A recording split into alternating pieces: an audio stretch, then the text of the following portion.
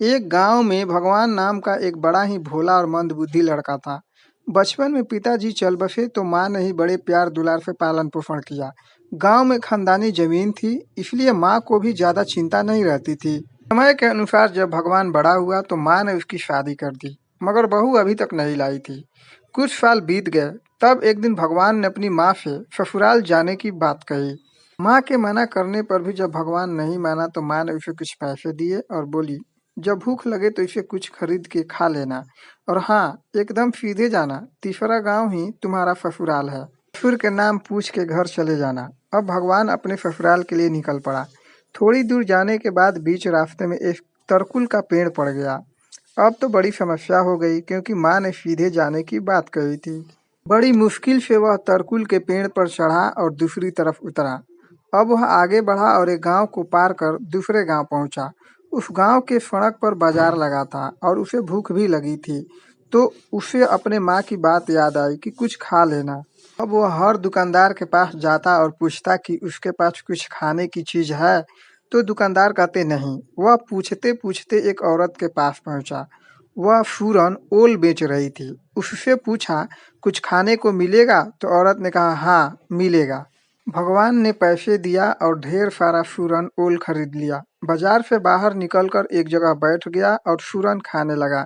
थोड़ी देर बाद सूरन की वजह से उसके मुंह में दर्द होने लगा। फिर भी वह खाता रहा। जब उसे दर्द बर्दाश्त नहीं हुआ तो वह खाना बंद कर दिया और सूरन फेंक दिया। दर्द से परेशान वह अपने ससुराल पहुंचा। घर पहुंचते ही सालियों ने घेर लिया और मजाक करने लगी।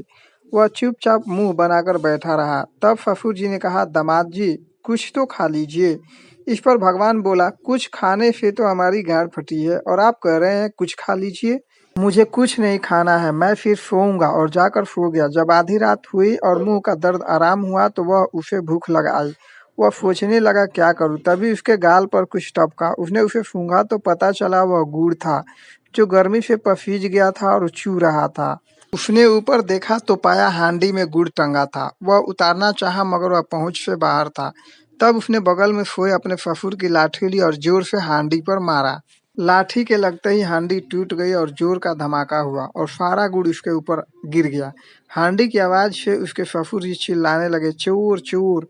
वह घबराकर बाहर की ओर भागा। लोग उसके पीछे पड़ गए। अपनी जान बचाने के लिए वह भेड़ों के झुंड में घुस गया। उसी रात को गांव में कुछ चोर भेड़ चुराने आए थे। इधर भगवान बचने के लिए भेड़ के कटे बालों में घुस गया और गुड़ की वजह से बाल उसके शरीर में चिपक गया। अब वह भेड़ लग रहा था। भेड़ चोरों ने उसे भेड़ समझ उठा लिया और लेकर चल पड़े। भारी होने की वजह से एक चोर ने दूसरे चोर से कहा, इसे पकड़ो, भारी है, नहीं तो मैं इसे पटक दूंगा। इस पर भगवान बोला, नहीं, मुझे चोट लग जाएगा। अरे यह तो आदमी है, तुम भेड़ क्यों बना था? चोरों ने पूछा। भगवान कुछ बोलता इसके पहले एक चोर ने कहा, भेड़ चुराने आया होगा, यह हम लोगों से भी चालाक है। तब चोरों ने उसे अपना सरदार बना दूसरे गांव में चोरी करने चल पड़े। दूसरे गांव में पहुंचते ही चोरों ने कहा, सरदार सेंध मारना है, कुदाल और फावड़े का इंतजाम करिए। तब भगवान बाहर से एक आदमी को जगाया और उसे कुदाल मांगा। आदमी ने पूछा, इतनी रात को कुदाल क्या करोगे? तब वह बोला, सेंध मारना है। To be continued.